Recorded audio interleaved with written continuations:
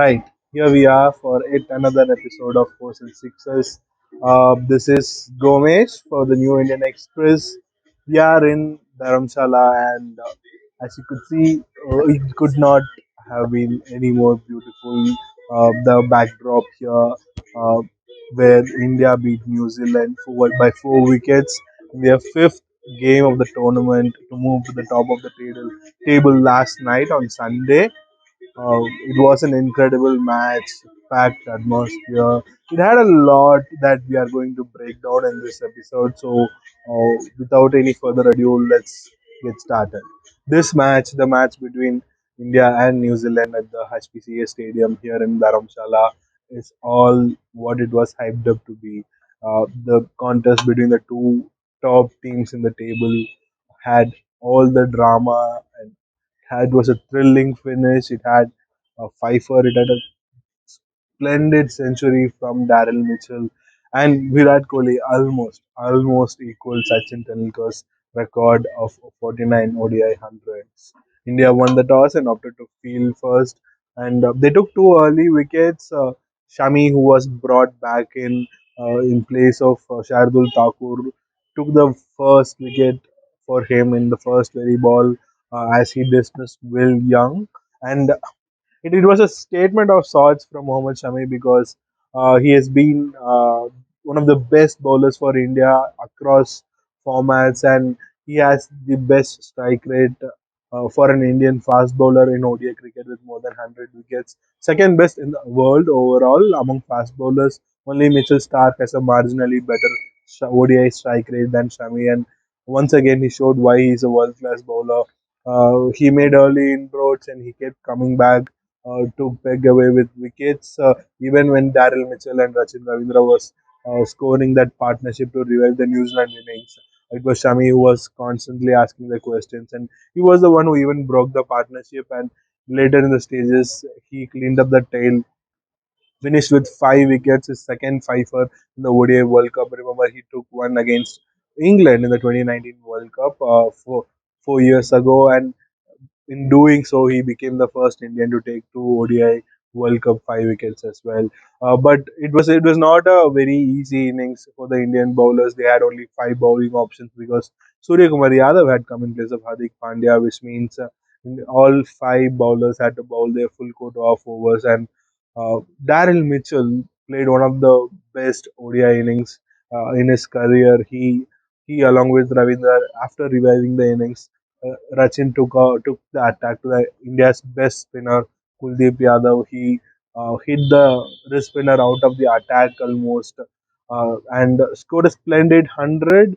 But the problem with New Zealand was that they could not kick off in the last 10 overs, where they did not score more than 60 runs and lost some 8 wickets for about 90 odd runs and ended up scoring just 273. The other top talking point and through the game and through the tournament here as well is the outfield, where it seemed a little bit patchy through the game. Indian players especially were hesitant to dive, and they did not want to take any risk. There were occasions where the ball kind of bounced off the patches and turned direction. So a lot of that happened. But the chase, once again, it all came down to Rohit Sharma and Shubman Gill, and Rohit Sharma once again set the tone by taking the attack to Trent Bolt and Matt Henry, the two bowlers who have constantly troubled the Indian openers in the past, even in the 2019 World Cup. That was one game where Rohit Sharma failed in the semi-final, and it cost them dearly. It cost him dearly. He's been touching his World Cup title, and here he's the captain, and he led from the front. He took on Matt Henry, literally hit Henry out of the park, charged the New Zealand bowlers early on. But once they got out, it was not an easy chase. It was not a dominant chase as it was in Pune or Ahmedabad. Here, Kohli was at one end, but at the other end, Shreyas Iyer came and got out. KL Rahul came and had a 50-run partnership, but got out. But in the end, it was once again Kohli who took India closer to the margin of victory. He was once again closer to yet another century. He even went for it after India were in a very safe position to seal the match. It all came down to 9 from 20 odd balls. and Kohli needed uh, 5 runs to get to a century. India needed 6 runs or five or something like that. And Kohli tried to hit a big shot, but eventually he was caught in the deep. The 49th ODI 100 had to wait, but it didn't matter because Jadeja got India home and they moved to the top of the table with 10 points, 5 wins, and as many matches.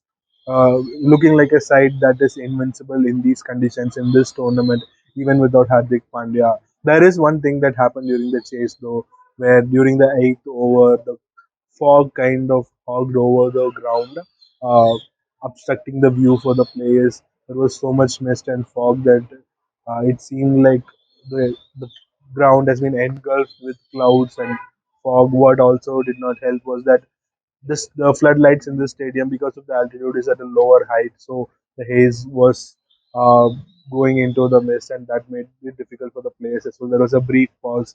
It was probably the first time that happened in an ODI international match, but that did not cause any kind of damage. But it left a lot of players amused as to okay, this is also happened. Weird things happen in cricket, and this was one of those things.